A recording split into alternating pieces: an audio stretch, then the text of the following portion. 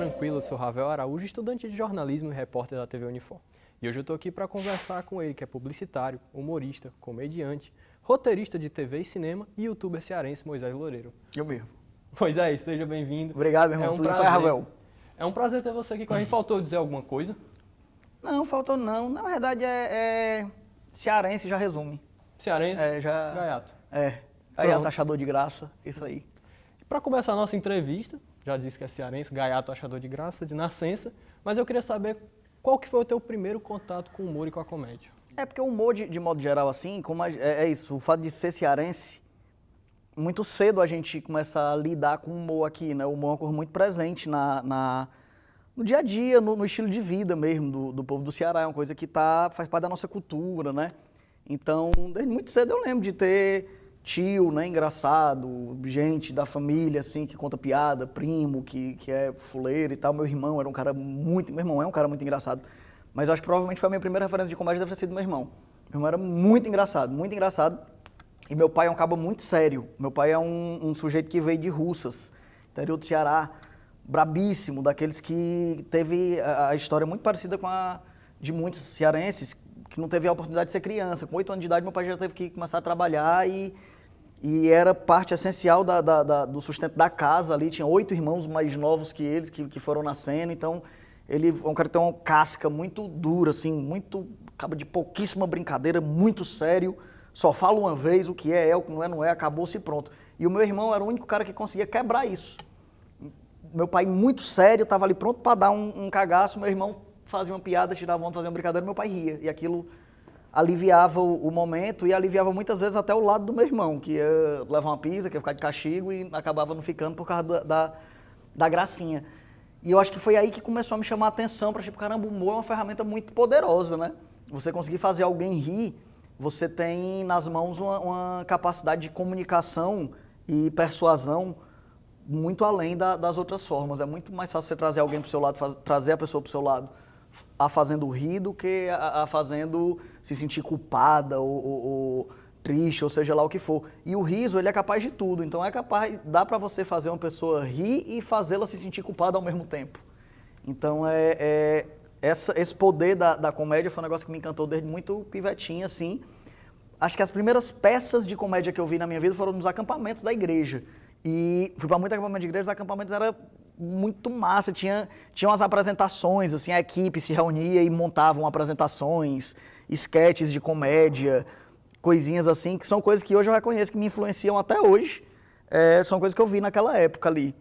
E aí, dali para frente, veio naturalmente, né, as referências daqui, de Zé Modesto, Rociclé, Lailtinho, Aurineide, toda essa turma aí do humor cearense.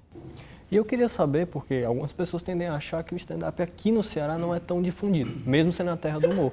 Aí eu queria saber se tu concorda com essa afirmativa e o que falta para o stand-up estourar aqui de vez. Eu não concordo muito com essa afirmativa não, porque na minha opinião o stand-up ele nasceu aqui no Ceará.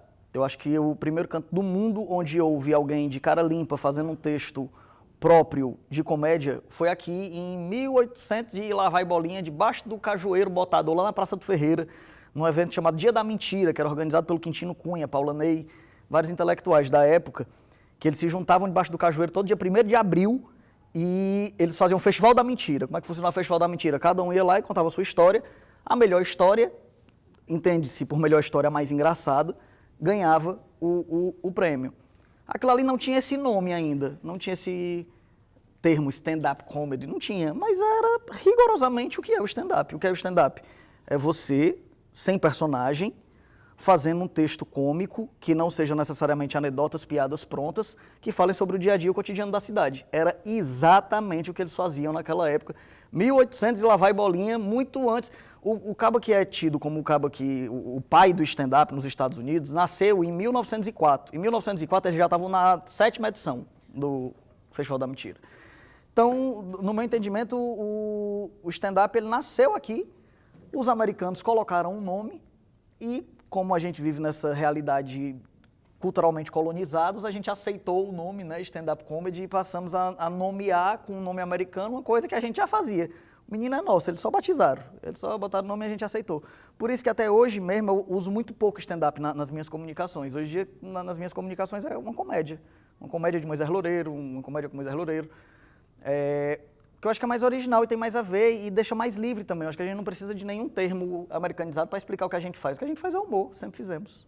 Tá aí, pra você que achava que o stand-up começou com Seinfeld, começou aqui no Ceará. Seinfeld era apenas um negocinho nadando nos ovos do pai dele, quando começaram a fazer aqui. E você falou sobre a questão de contar a história do cotidiano, esse tipo de coisa. É nesses lugares comuns que você acha mais inspiração? O humor para você é isso? É trabalhar o lugar comum, o lugar do dia a dia, o cotidiano? É aí que vem, na verdade. Eu não tenho muito sucesso quando eu sento na frente do computador e fico, vou escrever uma piada. Tenho que escrever uma piada agora, meu Deus, uma piada. Muito difícil. As piadas vêm, as piadas estão no mundo, estão na convivência, na conversa. Alguém chega e fala uma coisa, e tira uma onda, e brinca, não sei o quê. Então, eu acho que o trabalho do comediante é muito mais um trabalho de observação e escuta ativa do que um trabalho necessariamente de escrita. Muitas das piadas que eu conto no palco, eu vi alguém fazendo na rua. Só que não era um comediante, era uma pessoa mesmo conversando com outra que na hora ela nem percebia que era engraçado o que ela estava fazendo. Mas aí quando você bota a lente cômica sobre a coisa, você percebe a comicidade, né? Uma própria história que eu contei hoje aqui na abertura do semestre, o lance do Henrique, meu amigo, na fila do banco, né? Devendo, indo lá para negociar a dívida, aí eu entro e falo, oi, Moisés, sujei meu nome de novo aqui, ó. Ele não fez isso para ser engraçado. É ele, é natural. Mas quando eu contei isso no palco, o povo morreu de achar graça. Então, a comédia, ela tá aí, tá no dia a dia. Bené Barbosa, que é um comediante maravilhoso, Papudim, ele fala muito isso, que ele diz que o humorista não pode deixar de frequentar a praça. O humorista não pode deixar de sentar um pouquinho no banco da praça e ficar lá um pouquinho. Ouvir a conversa dos velhos, ver os velhos jogando dama, ficar ali, ouvir um papo que vem de um papo que vem de outro, um trabalhador passa, uma pessoa vende um negócio. É ali que tá, é dali que vem o humor, porque o humor, antes de tudo, ele vem do reconhecimento. Se as pessoas não souberem do que eu estou falando, não vão rir. E o reconhecimento vem justamente de você tirar tudo do dia a dia mesmo, do cotidiano. Não há nada de novo dito no palco. O que há de novo é a perspectiva sobre aquela coisa. E falando ainda sobre essa questão de frequentar a praça, das coisas do nosso dia a dia, eu queria saber de um projeto que tu participou, que foi o La Casa dos Vetim. Sim. Isso aí foi uma febre. Todo mundo falava pra assistir, dizia, lá, La Casa dos Vetim, saía soltando os bordões. E aí eu queria saber como foi trabalhar esse projeto e trabalhar essa figura que é tão comum no nosso dia a dia, que é o pirangueiro. De onde saiu essa ideia de trabalhar o pirangueiro, de fazer esse projeto? Eu acho que a coisa mais forte, mais poderosa que a gente tem é a nossa identidade. É saber de onde a gente vem, saber o que faz sentido para nós, o que cabe dentro de nós. E eu acho que a identidade a gente só encontra indo para dentro. O humor, assim como tudo na comunicação, ele tem essa tendência de ver o que está de fora, né? Aqui em Fortaleza olhando para São Paulo, em Sobral olhando para Fortaleza, São Paulo olhando para Nova York. Mas eu acredito muito que o caminho é o inverso. Eu acho que para eu fazer humor aqui em Fortaleza, eu tenho que olhar para Sobral. Eu acho que é de dentro que vem. E de dentro não só necessariamente do interior, das periferias também. Tudo que hoje bomba no centro, tudo que hoje bomba na aldeota, se você for ver, bombou primeiro na periferia. O sonho do playboy é ser periférico, mas sem perder o dinheiro. Então é muito comum. Aviões de forró. Aviões de forró começou tocando em risca-faca, mas cabaré, nas praças no meio da rua. Hoje em dia o cara faz show no Marina Park. Mas ele cresceu na periferia e chegou no centro. O Wesley Safadão cresceu na periferia e chegou no centro. A Anitta cresceu na periferia e chegou no centro.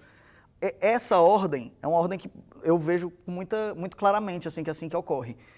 Então, a Vetinflix, o La Casa dos Vetim, o humor com os Vetim, com os pirangueiros, tirando onda com esse tipo de coisa, eu acho que é onde está o lugar mais valoroso do humor do Ceará, e eu acho que é dali que vai vir a maior renovação do humor cearense, de dentro, da periferia. Eu acho que é ali onde está sendo feita a coisa mais original, mais nem necessariamente consciente disso, mas com muita força na raiz e na identidade, sem querer ser ninguém, sendo eles, sendo absolutamente eles. E é aí que está a grande força e o grande barato do negócio. Eu considero a Vetinflix o trabalho mais importante que eu já fiz na minha vida, porque para além de um conteúdo de entretenimento, para além de um conteúdo audiovisual, é também uma janela de possibilidade mesmo. É você abrir uma outra oportunidade para pessoas que muitas vezes vêm da periferia e não veem naquilo uma chance de futuro. Muitas vezes a pessoa vem na realidade da periferia que para ela o caminho é, meu irmão, aqui eu não vou tenho que escolher aqui, o que é que está ao meu alcance. E ser artista, normalmente eu coloco que não, ser artista é para quem nasceu com herança, ser artista é para quem já está bem. Não se tem essa possibilidade de não, pô, eu posso ser artista também. E a Vetinflix deu isso para muita gente. E eu acho que isso é a coisa mais importante que a Vetinflix fez. Dar essa possibilidade de olhar, dessa janela de saída, que as pessoas da periferia assistem o La Casa dos Vetim, veem a Vetinflix e pensam, caramba, eu posso fazer isso aí também. Os caminhos que tem para mim não são só esses que me foram apresentados agora. Esse outro aqui também é um caminho para mim, eu também posso fazer isso aqui. Por isso que eu acho que a Vetinflix é tão importante, eu acho que é daí que vai vir a nossa renovação, para a gente perpetuar esse título aí de Terra do Humor por muitos anos, se Deus quiser. E aí, falando sobre essa questão de olhar para si, para poder fazer a comédia, eu queria saber também quais são as tuas inspirações do teu humor, na tua comédia, e o que você carrega do regionalismo daqui para o seu humor. Mas tudo. Eu sou cearense todinho, então não tem como, não sei, até fazendo shows fora daqui, falando sobre coisas que não são daqui, sempre é um cearense falando sobre. É sempre da ótica, sempre do ponto de vista de uma pessoa que teve a sua história construída aqui no Ceará. Então, mesmo que eu esteja em São Paulo falando sobre a política paulista, falando da eleição para prefeito de São Paulo, é um cearense falando sobre isso. Então, sempre vai ser desse ponto de vista daqui, não tem como fugir. Nem que eu quisesse. Se eu quisesse, ia ficar feio, ia ficar forçado, ia ficar eu tentando ser uma cor que eu não sou. Então, ser cearense está na minha essência, está em tudo que eu faço. Referências, tenho muitas, bicho. Muita referência, muita gente boa. Na comédia, não tem como não falar de Chicanise, não tem como falar de Tom Cavalcante, Tiririca, Renato Aragão. Esses cearenses, assim, né, que foram os grandes expoentes para que o Ceará ganhasse esse título de Terra do Humor. Mas muito antes dele já tinham cearenses que tinham um humor fortíssimo na sua veia. O próprio Quintino Cunha, que era cara do direito, era autor, intelectual, não sei o que, mas o cara era humorista, meu irmão. O cara era muito engraçado. Paulanei, engraçadíssimo. O Jader Soares, que é o Zebrinha, historiador e humorista cearense, ele tem um livro que ele fala, ele defende a tese que Paulanei foi o primeiro humorista brasileiro. Ele fala que o primeiro humorista do Brasil foi Paulanei, um cearense nascido no Aracati. Várias histórias dele. Ele foi para o Rio, foi fazer medicina. Aí tem uma história que quando o professor ia fazer aquelas... prova oral, né? Como é o nome? Arguição, né? O professor ia fazer a arguição, a sala lotava para ver o Paulanei respondendo, porque sabiam que quando ele não sabia a resposta, ele inventava alguma gracinha. Então era um show de humor ali para o pessoal. Uma das histórias mais famosas é que o professor perguntou para ele, Paulanei, por favor, me diga quais são todos os ossos do crânio. Aí ele falou, professor, agora eu não lembro, mas eu tenho todos aqui na cabeça. Gaiatinho, gaiato, cheio das conversas. Quintino Cunha, do mesmo jeito, tem histórias engraçadíssimas do Quintino Cunha nos tribunais, usando do humor para defender os seus clientes, assim, as suas causas. Então, todo esse pessoal é referência, Quintino Cunha, Paulanei, Chicanísio, esse povo todo, a galera mais da outra geração que vem Rocicléia, Zé Modesto, Raimundinha, Ciro Santos, Laiutim, todo mundo, esse povo aí também é muita referência, vi muito toda essa galera. Esse pessoal da minha geração também é muita referência para mim, o pessoal da música cearense, que é da música e do humor também, como o Paiá Sabu, lá do Maracanaú, das 10 Graças, que tem o cheiro do queijo, Batuta, o próprio Plínio, que está aqui comigo fazendo o som hoje, Luísa Nobel, Lorena Nunes, Zé de Guerrilla, que é o Fluxo Marginal. Essa turma toda é uma turma que eu tenho muita referência neles no profissionalismo e na dedicação ao trabalho.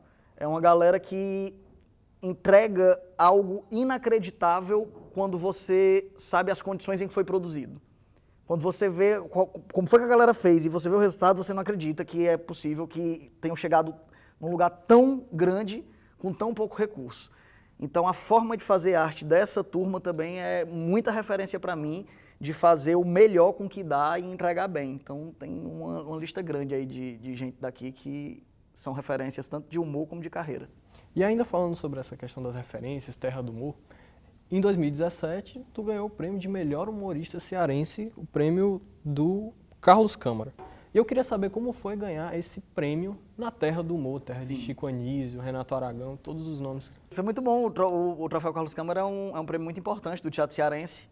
Eu não estava aqui no dia, infelizmente, eu estava gravando aliás, estava fazendo o Faustão, estava em São Paulo na época, e aí eu não pude ir para receber. Quem foi para receber foi meu irmão, lá no evento do Teatro Zé de Alencar, super bonito, fiquei muito feliz com a homenagem, eu sei que é um prêmio muito importante, e fico muito triste dele ter entrado numa pausa, assim, com a pandemia, não teve mais e eu sinto falta. É uma coisa que é muito importante para a classe, assim, as secretarias de cultura do estado e do município se atentassem ao Troféu Carlos Câmara, que é um prêmio muito importante para a classe.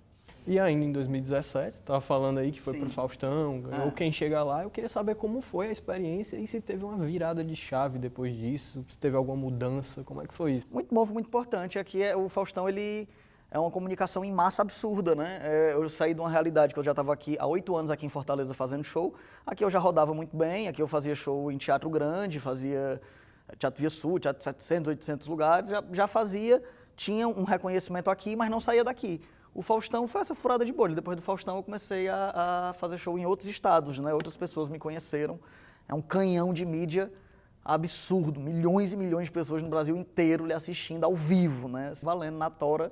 Entra aí, se esquecer o texto lascou, não tem, para, grava, volta, faz de novo, vai-se embora. Foi uma experiência muito engrandecedora, tanto de muito aprendizado, como depois dele veio muito reconhecimento também, que me ajudou a seguir na carreira. E esse ano de 2017 foi muito bom para ti. Depois disso, foi entrevistado por um grande jornalista. Ainda não foi o Ravel Araújo. Ainda não era o Ravel. Ravel Araújo da TV Unifor. Tá em segundo lugar, esse que tu vai falar agora. Daqui a pouco eu passo. Primeiro lugar é você, em segundo lugar tá esse aí que você vai falar. Diga isso não. E aí depois você estava no De Frente com o Bial. Como foi essa experiência? Como foi o De Frente é com o Gabi, o Bial é conversa. Conversa com o Bial. Agora eu desci para segundo. Agora depois desse erro aí eu desci para segundo, tava em primeiro. Me recupero. Conversa com o Bial. Foi muito legal, cara, aquilo ali também, foi uma surpresa muito grande, eu não esperava, eu lembro que o cara ligou chamando, eu achei que era trote. Disse, bora, pai, vai lá dar entrevista, tu e o Xande de avião, eu, tá bom, tá bom, tá certo. Mas era mesmo. Foi muito bom, foi outra coisa também que deu mais um passo na carreira, né? A carreira do artista, macho, ela é feita de passinho em passinho. É muito difícil, principalmente hoje em dia, eu acho, ter um ponto eita, aqui. Ninguém conhecia, depois disso aqui foi a grande virada. Hoje em dia, eu acho que está cada vez mais difícil isso acontecer, porque a mídia, ela se espalhou, né? Antigamente era isso, você aparecia na televisão, no outro dia você acordava famoso, acabou. Você aparecia uma noite na novela das 9, no outro dia você não conseguia sair no meio da rua, porque estava o Brasil inteiro assistindo aquilo ali. Hoje em dia tem parte do Brasil que está assistindo a novela, tem outra parte que está no TikTok, outra parte está no Instagram, outra parte está vendo no YouTube, outra parte está vendo no Netflix, outra parte está vendo... Então a coisa se difundiu de um jeito que é mais difícil ter algo que seja unanimidade, que mais pronto, acabou, passei disso aqui é um divisor de águas. Muito difícil. Faustão foi muito importante, mas não foi ele sozinho que, tipo assim, pronto, depois de Faustão, tudo melhorou. Melhorou muita coisa, mas aí veio o Bial, e também deu uma melhoradinha, aí veio com o Medo Centro, aí deu uma melhoradinha. É galgando mesmo, é passo a passo, assim, a carreira, ela é longa, né, e ela vai... Conforme mais coisas você vai fazendo, mais pessoas vão te conhecendo de cantos diferentes. Tem gente que me conhece só do Faustão. Um cabo veio conversar comigo aqui agora, dizendo, mas eu te conheci, sabe de quê? Daquele programa do Big Brother, um negócio que eu estou fazendo há 2 semanas. E ele me conheceu disso. E muito mais coisas antes e ele nunca viu. Então, acho que um ponto de virada certeiro assim não tem não. É fazendo e evoluindo. E agora, partindo para o final da nossa entrevista, eu queria saber, tem como adiantar o que vem do Moisés Loureiro? O que a gente pode esperar daqui para frente? O que vem mais? O que tem de novidade?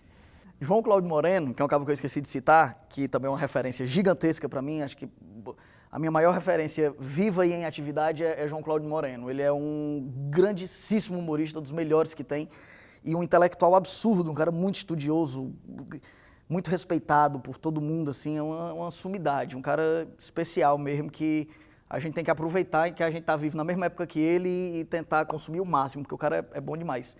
E o João Cláudio, ele falou um negócio muito engraçado numa entrevista, que ele falou assim, eu parei de fazer planejamentos, eu só administro as surpresas. Então é meio isso, assim, eu tenho um planejamento, mas eu não sei o que é que vai acontecer. Eu tenho meus planos de para onde é que eu quero ir, o que é que eu quero fazer, para o que é que eu quero me dedicar esse ano, mas a vida nos surpreende, bota outros projetos na frente, aí a gente adia um, bota esse de lado, faz aquele que veio primeiro. Então é o que vai acontecer aí pela frente, só o tempo dirá. Volto para São Paulo daqui a pouco, fico por lá e a vida vai seguindo, daqui a pouco eu tô aqui de novo. Sei não, me pergunta daqui a 6 meses. Tá certo. Daqui a 6 meses você volta aqui e a gente conversa de novo. Daqui a 6 meses eu falo como foram os 6 meses que passou, porque se me perguntar pro futuro eu não vou saber. Então já tá marcado, viu? Daqui a 6 meses ele volta aqui e a gente continua a conversa. O que aconteceu. Tá certo. Então, Moisés, foi um prazer. Junto, muito obrigado. Obrigado, vindo. Tamo junto, muito obrigado a você, muito obrigado a todo mundo da TV Unifor, me convidou aqui, toda a equipe aqui, as pessoas mais bonitas do Brasil, hoje aqui assistindo, plateia lotada. Muito obrigado aí todo mundo e até a próxima, valeu. Valeu, gente, até a próxima.